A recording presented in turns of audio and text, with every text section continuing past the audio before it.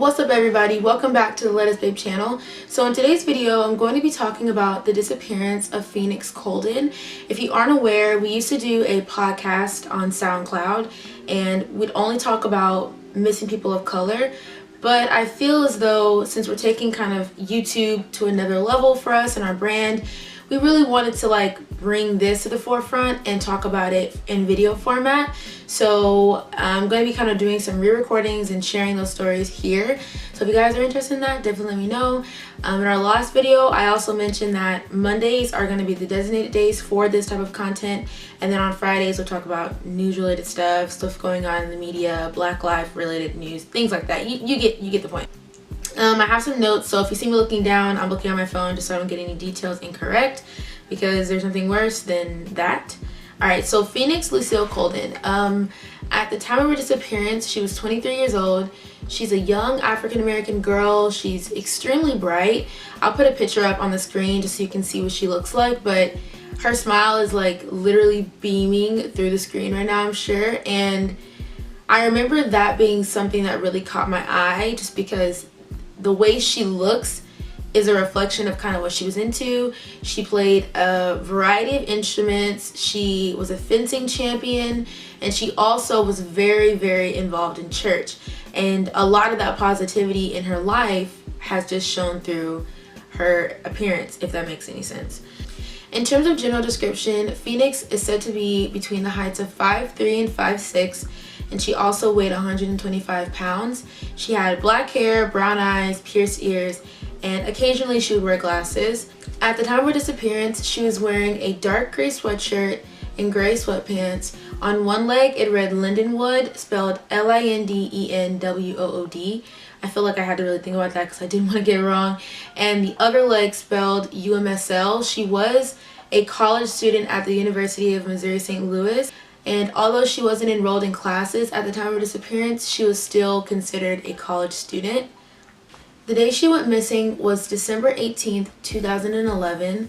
It was really close to Christmas time, about a week before Christmas, and her parents had already bought her gifts and put them under the tree, and obviously had no inclination of believing that she wouldn't be there to open them, but they kept that tree up for a year after her disappearance, and that was in 2011. You're now in 2018 and she is still missing.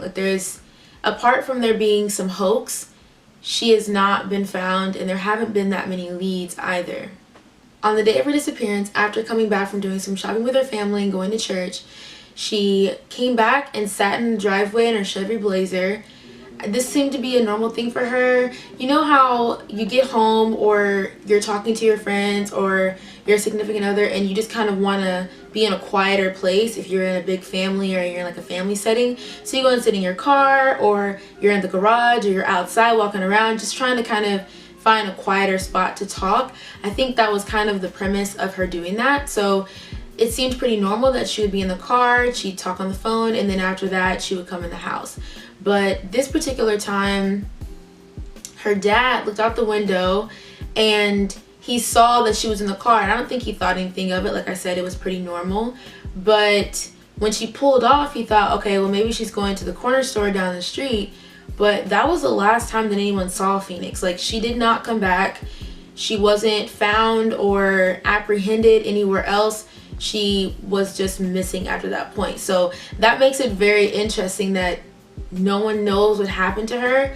And then once I tell you every detail after this, you're going to be completely shocked, because there's no rhyme or reason to the rest of the story. So previously, whenever her dad saw her in the car, that was around 2:20, 2:30 in the afternoon. After that, once she pulled off, she ended up in East St. Louis, which I MapQuested, and it's about 27 minutes from her home.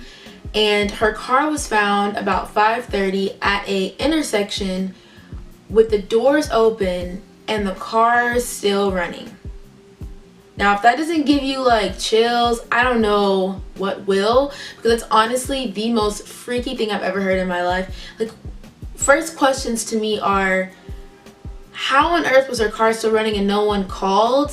How long was it still running there? Did she go straight from her house to that location and was maybe in the area or was parked there previously? I don't know, but it's just so many questions that are unfortunately unanswered. So her car, like I said, is parked there, and the police driver comes up to the car.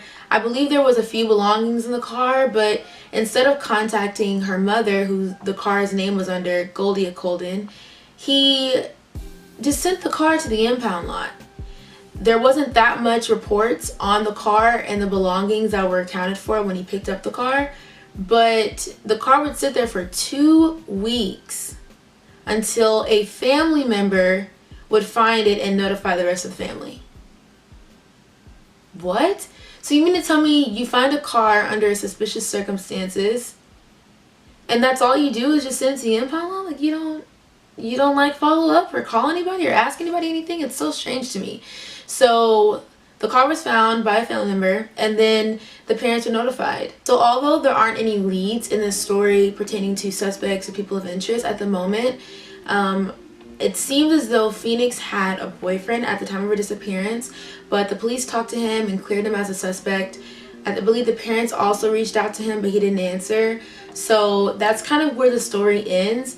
Phoenix's mother believes that he might have introduced her to a bad crowd. There's also some talk about a guy that she might have potentially seen Phoenix with outside of their home, but there's no really concrete evidence pointing to anyone kind of in her circle. I truly believe someone either lured her out of her car, maybe she was with someone else. I've never read any reports that say there was someone else in the car, but if someone was in the car, then maybe they got out the car to the driver's side or pulled her out, or it's just so many different scenarios that could have happened under these circumstances. But if you guys have any ideas or any thoughts or theories, leave them down below and we'll talk about it. I'll leave any kind of helpful links in the description bar below, and I will talk to you guys later. Peace.